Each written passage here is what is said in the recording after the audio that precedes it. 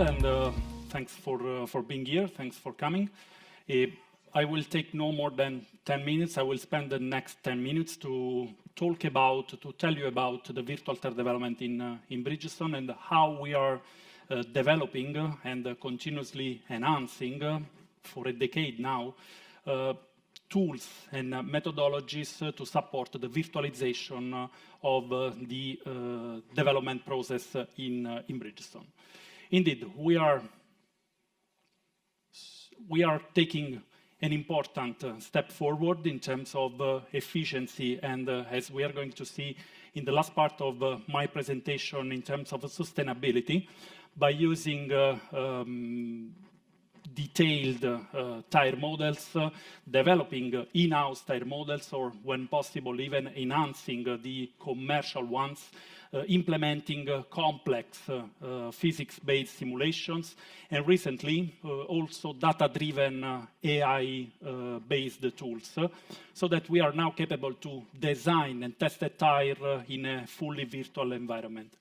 Thanks to this ecosystem, we are not only, as I said previously, gaining efficiency in our process, but we are also, this is also helping us to boost the innovation, because now we are capable to explore many more design variants than we could do in the past. So, entering more into the details, if we, summarize the, of course, a very complex development process into 3-4 main steps.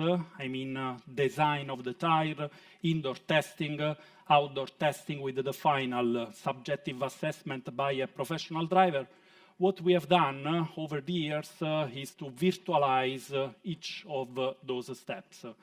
So starting from the design of a tire, we have implemented, developed, and released directly to the development engineers a fully in-house software that allows them to design a tire in a fully virtual environment. So they can optimize the mold in a very easy way. They can optimize the construction by placing all the components in the proper position, taking into account of the mechanical properties of all the actual materials that we have in our lineup. Then, of course, after this step, the next one is the indoor testing. So, from this point of view, if it helped me, sorry. Okay. The next step, as I said, is the indoor test. In this case, we are continuously replicating, so making the virtual replica of the most of the test rigs that we have in our labs that we use to assess the performance of the tire standalone. Rolling resistance, wear, traction, and cornering forces, and of course we are continuously expanding the performance that can be assessed virtually. As I said, we are implementing this type of capabilities, leveraging on in-house physics-based simulations in order to be, to be coherent with our test rigs and to be as close as possible with what we do with our internal procedures and with our customized somehow test rigs. Of course, this type, as you can imagine, this type of simulations take time to run. In some cases, some of the simulations take several days to return the results. From this point of view, recently we have added to the physics-based simulations also what we used to call data-driven predictors. So, leveraging on the huge amount of data that we collected over the years, we developed a machine learning algorithm so that we are capable to predict the performance, the key performance of a tire through a few clicks of the mouse. From this point of view, of course, one of the added values of this approach is exactly the quickness and the speed of the response. And so for us, the revolution, the internal revolution, has happened a couple of years ago when we integrated the data-driven predictors with the driver-in-the-loop approach. We are using this approach for several years. We started more or less in 2019 with the first activities. And since then, we never stopped to gain experience and to learn how to properly use this approach for tire evaluation and tire development. And as I was saying earlier, the revolution in our case has been the integration of the two approaches, so that now we are capable to optimize a spec, optimize a tire, the construction of a tire, live during the driver-in-the-loop session itself. So based on the feedback provided by the driver, our engineers can adjust the construction, changing the crown stiffness, the carcass stiffness, by acting directly on the components of the tire, so that we can get immediately a prediction of the performance.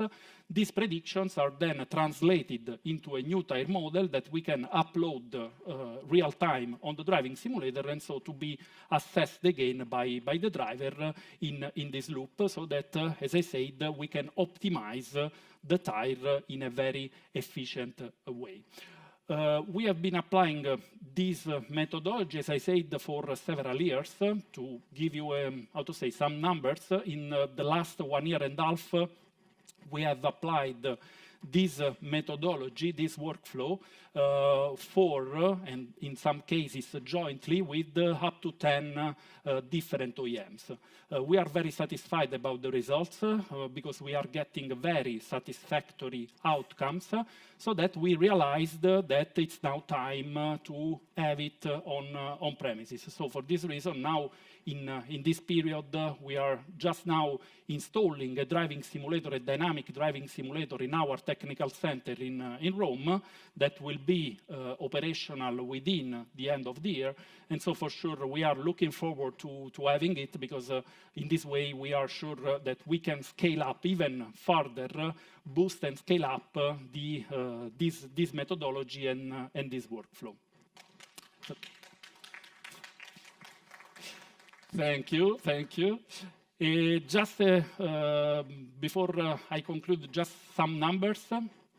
When we talk about the development stage within the whole end-to-end process, but limited to the development stage, in that case, we are experiencing important benefits in terms of raw material and CO2 emissions. For example, up to 25% less of raw material and CO2 emission in case of replacement tires, while since the workflow and the ecosystem has been now fully embedded in all our OE developments, in case of OE tires, we are reaching even up to 60% of less raw material and CO2 emitted, up to 80% less vehicle outdoor test, and minus 200 physical prototypes, experimental tires, are saved every year per each project that we run. So these are the clear benefits that we are experiencing. That said, thank you all.